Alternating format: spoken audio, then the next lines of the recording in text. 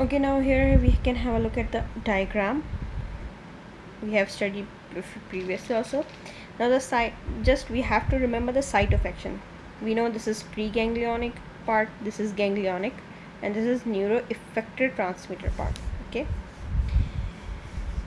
in the ganglionic transmitter we have acetylcholine. If we block it or increase it in the neurotransmitter effect, here epinephrine, norepinephrine, here norepinephrine, here acetylcholine and acetylcholine. Now what we have to remember here is site of action of ganglionic blockers. Ganglionic blocker will have effect here nicotinic receptor, and for neuromuscular blockers this nicotinic receptor in the skeletal muscle, and for anti-muscarinic drugs the muscarinic receptor is here, okay, in parasympathetic system it will affect here. Now we have seen the site of action. We will first have a look at the atropine drug. Now atropine chemistry, it is a tertiary amine, okay, extracted from belladonna alkaloid and high affinity for muscarinic. Okay, it prevents the binding of acetylcholine and it acts both centrally and peripherally. It is last about 4 hours duration of action. Topical administration in eye with persist for days.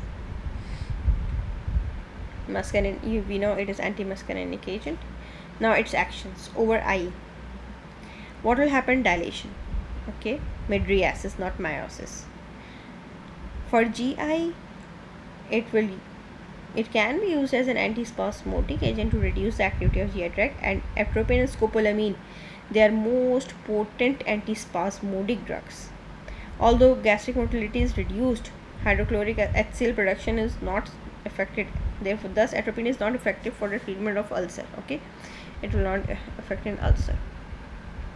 But doses of atropine that reduce spasm also reduce saliva secretions.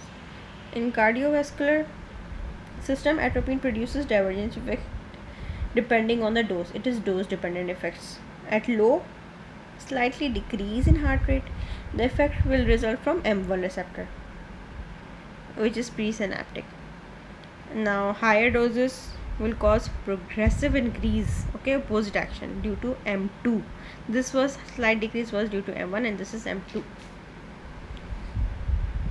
Now we can have a look at the dose dependent effects. At 0.5 mg, slight cardiac slowing, whereas here rapid heart rate, okay, if you increase the dose, and some dry mouth and sweating inhibition. When you increase the dose to 5 mg, rapid heart rate, marked dryness, dilation, mydriasis of the pupil, and blurring of the near vision. Increase by 10, hallucination, coma.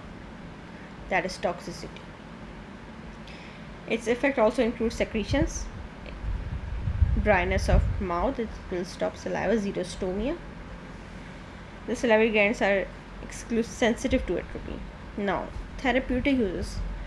How can we use it therapeutically?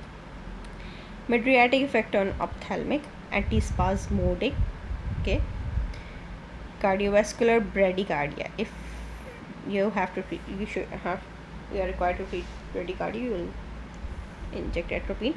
Anti-secretory, as it causes dry mouth, it blocks secretions.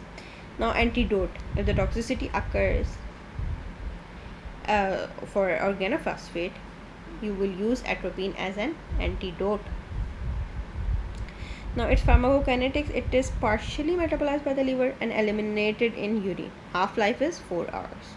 Adverse effect, again dry mouth, blurred vision, tachycardia, urinary retention and constipation. Now low doses of cholinesterase inhibitors such as physostigmine may be used to overcome the toxicity. However, this drug will be dangerous for the children.